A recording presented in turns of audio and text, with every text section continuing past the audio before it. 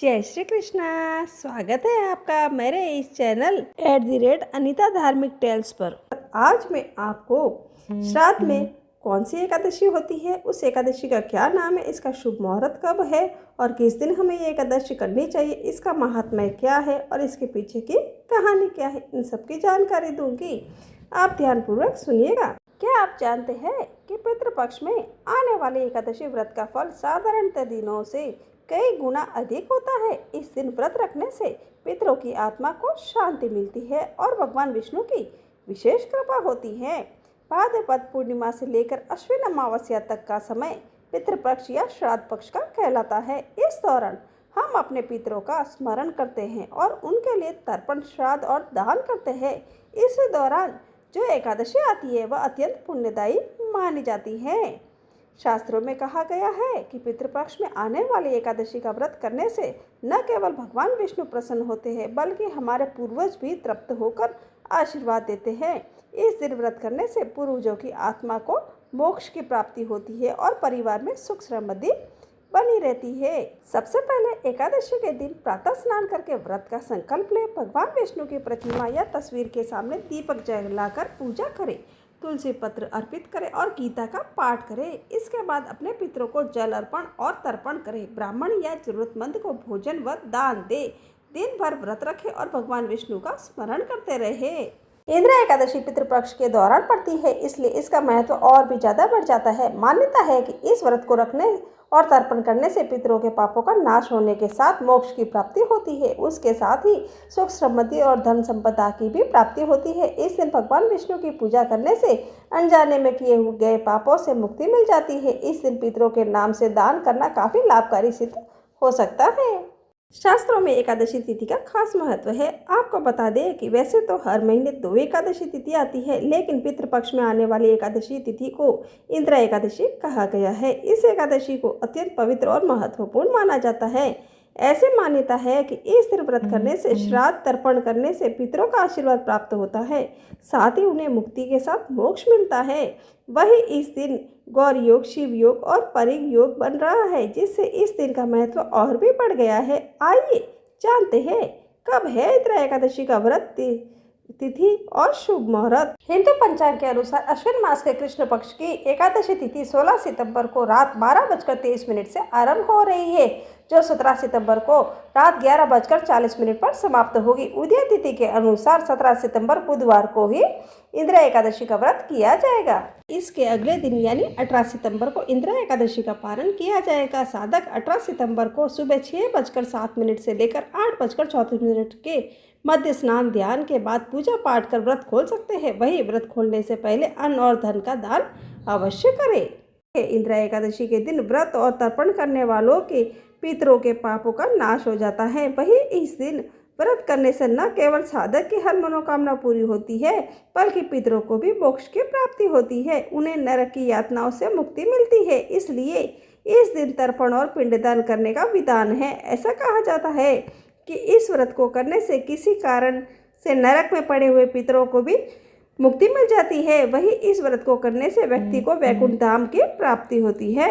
अब मैं आपको इंद्र एकादशी की कथा सुनाती हूँ, आप ध्यानपूर्वक सुनिएगा। युधिष्ठिर ने पूछा कि हे मधुसूदन, कृपा करके मुझे यह बताइए कि अश्विन के कृष्ण पक्ष में कौन सी एकादशी होती है। भगवान श्री कृष्ण बोले कि हे राजन, अश्विन कृष्ण पक्ष में इंद्र नाम की एकादशी होती है। उनके व्रत के प्रभाव से बड़े बड़े पापों का नाश हो जाता है। नीच योनि में पड़े हुए पितरों को भी यह एकादशी सद्गति देने वाली है। राजन, पूर्व काल की बात है। सतयुग में इंद्रसेन नाम से विख्यात राजकुमार थे, जो अब महिष्मतिपुरी के राजा होकर धर्मपूर्वक प्रजा का पालन करते थे। उनका यह सब और फैल चुका था। राजा इंद्रसेन भगवान विष्णु की भक्ति में तत्पर हो गोविंद के मोक्षदायक नामों का जप करते हुए समय व्यतीत करते थे और विधि पूर्वक अध्यात्म के चिंतन में संलग्न रहते थे। एक दिन राजा राज्यसभा में सुखपूर्वक बैठे हुए थे। इतने में ही देवर्षि नारद आकाश से उतरकर वहां आ पहुंचे।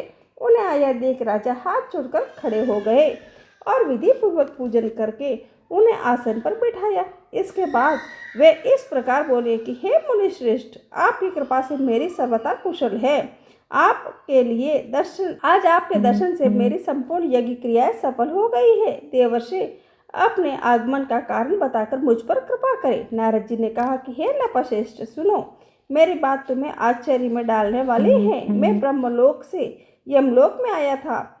वहाँ एक श्रेष्ठ आसन पर बैठा और यमराज ने मेरी भक्तिपूर्वक पूजा की। उस समय यमराज की सभा में मैंने तुम्हारे पिता को भी देखा था। वे व्रत भंग के दोष से वह आए थे। राजन, उन्होंने तुमसे कहने के लिए एक संदेश दिया है, उसे सुनो। उन्होंने कहा है कि बेटा, मुझे इंद्रा के व्रत का पुण्य देकर स्वर्ग में भेजो।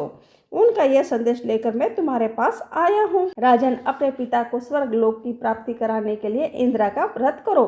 राजन ने पूछा कि भगवान, कृपा करके इंद्रा का व्रत बतलाइए। किस पक्ष में, किस तिथि को और किस विधि से इसका व्रत करना चाहिए। नारद जी ने कहा कि राजेंद्र, सुनो, मैं तुम्हें इस व्रत की शुभ कारक विधि बतलाता हूँ। अश्विन मास के कृष्ण पक्ष की दशमी के उत्तम दिन को श्रद्धा युक्त चित्त से प्रातःकाल स्नान करें, फिर मध्याह्न काल में स्नान करके एकाग्रचित्त हो एक समय भोजन करे तथा रात्रि में भूमि पर सोए। रात्रि के अंत में निर्मल प्रभात होने पर एकादशी के दिन दातुन करके मुंह धोए। इसके बाद भक्ति भाव से निम्नांकित मंत्र पढ़ते हुए उपवास का नियम ग्रहण करे। कमल नयन भगवान नारायण, आज मैं सब भोगों से अलग हो निराहार रहकर कल भोजन करूंगा। अच्युत, आप मुझे शरण दे। इस प्रकार नियम करके मध्याह्न काल में पितरों की प्रसन्नता के लिए शालग्राम शिला के सन्मुख विधि पूर्वक श्राद्ध करे तथा दक्षिणा से ब्राह्मणों का सत्कार करके उन्हें भोजन करावे। पितरों को दिए हुए अन्नमय पिंड को सूंघकर विद्वान पुरुष गाय को खिला दे। फिर धूप और गंध आदि से भगवान हृषिकेश का पूजन करके रात्रि में उनके समीप जागरण करे। तत्पश्चात सवेरा होने पर द्वादशी के दिन पुनः भक्ति पूर्वक श्री हरि की पूजा करे। उसके बाद ब्राह्मणों को भोजन कराकर भाई बंधु नाती और पुत्र आदि के साथ स्वयं मौन होकर भोजन करे। राजन, इस विधि से आलस्य रहित होकर तुम इंद्रा का व्रत करो। इससे तुम्हारे पितर भगवान विष्णु के वैकुंठ धाम में चले जाएंगे।